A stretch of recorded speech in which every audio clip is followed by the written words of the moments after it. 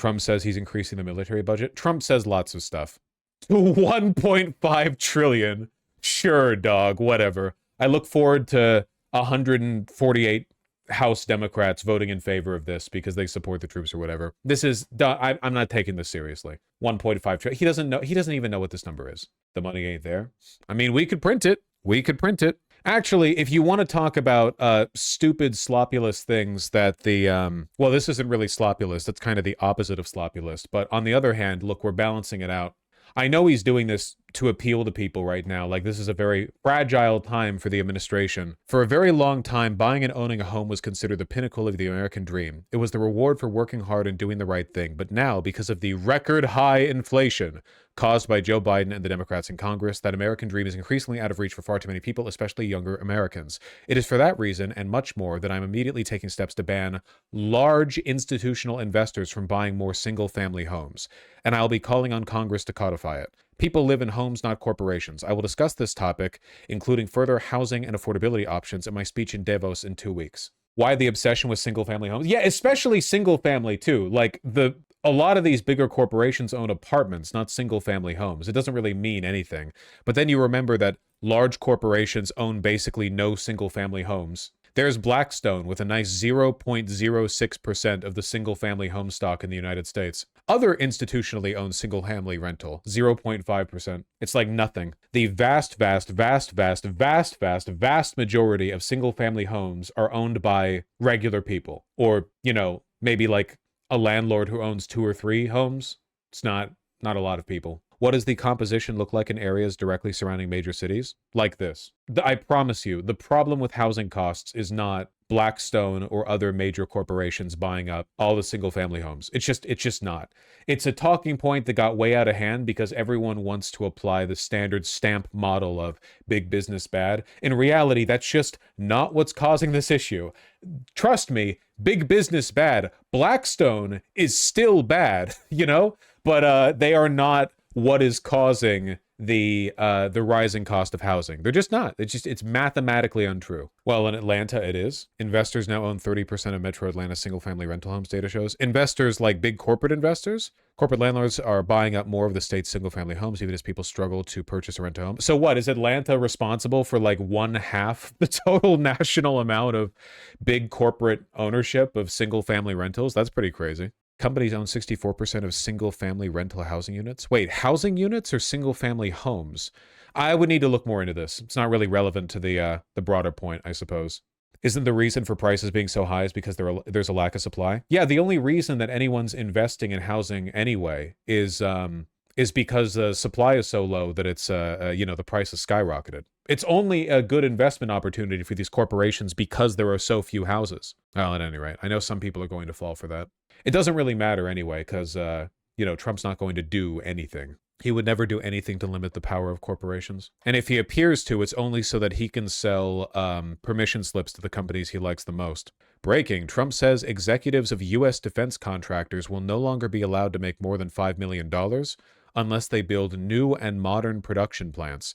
Trump also says he's banning dividends and stock buybacks for defense companies until these problems are rectified. This sounds based, but then you have to remember that Trump has done versions of this before, and it always plays out exactly the same way. Trump says, hey, corporations, you can't do X thing anymore unless I like you. And then I reserve the ability to directly and unilaterally give you permission to bypass these limitations. It's just mob boss shit. It's just another way of ensuring fealty. Been getting a lot of that lately. Putin does the same thing. Yeah, it's classic authoritarian shit. You throw out a broad swath of very applicable laws, but then you exempt people from them if they, serve you well. And that way, you don't really have to change anything except making people more loyal to you. Hitler built the entire Nazi party on rhetoric like this. Yes, sir. This isn't even close, actually, to the most nakedly corrupt thing that Trump has done recently. I can't believe this was yesterday. Didn't Trump say that we're seizing Venezuelan oil, selling it from America, and that he controls the money? I mean, again, Trump says a lot of stuff, so we'll see if that's actually possible. I'm pleased to announce that the interim authorities in Venezuela will be turning over between 30 and 50 million barrels of high-quality sanctioned oil to the United States of America. This oil will be sold at its market price, and that money will be controlled by me as President of the United States of America to ensure it is used to benefit the people of Venezuela and the United States. I have asked Energy Secretary Chris Wright to execute this plan immediately. It will be taken by storage ships and brought directly to unloading docks in the United States. Thank you for your attention to this matter.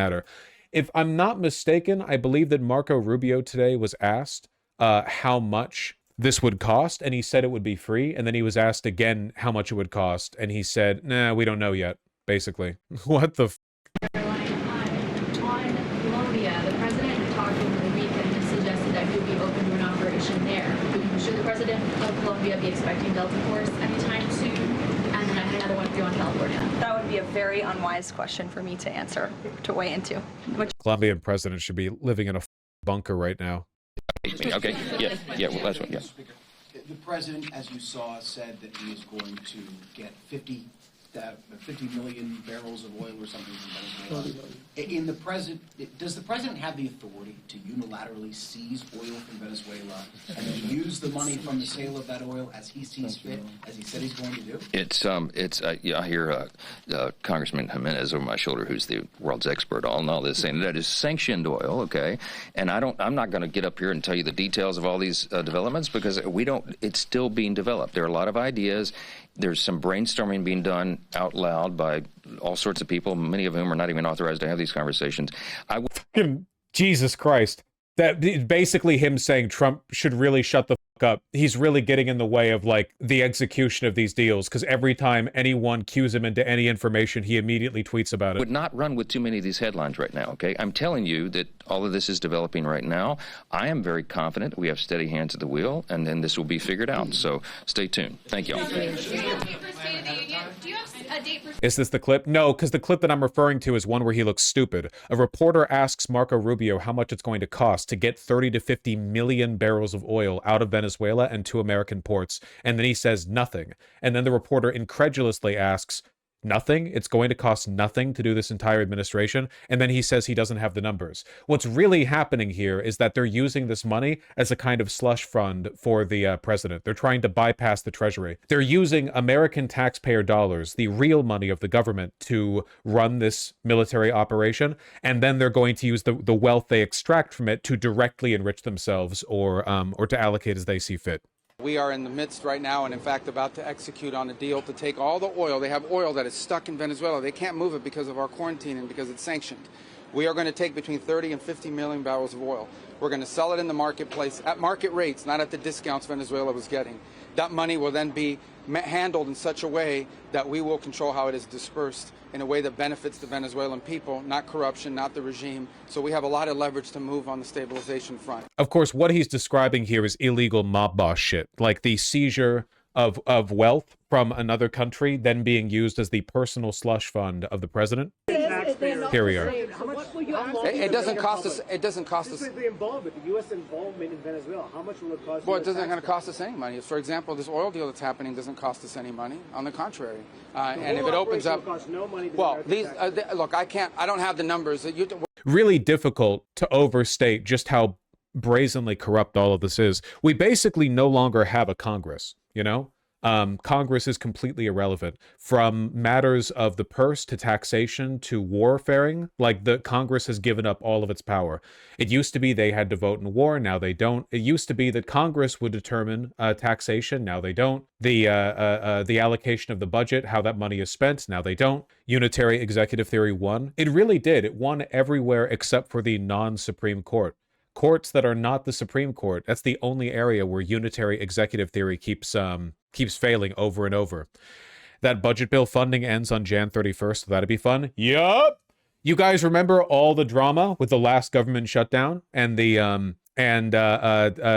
Democrats folding and thereby like giving the Republicans everything they wanted? Keep in mind, by the way, we never got those ACA subsidies. Everyone's healthcare, for the 21 plus million Americans who rely on ACA healthcare on the marketplace, it's not provided by Medicaid, they are now paying, in some cases, 2 times, 3 times, 4 times as much as they were before. I suspect we're going to have another government shutdown over some bullshit. What happens on the 31st? We run out of money. Again? Yes, again.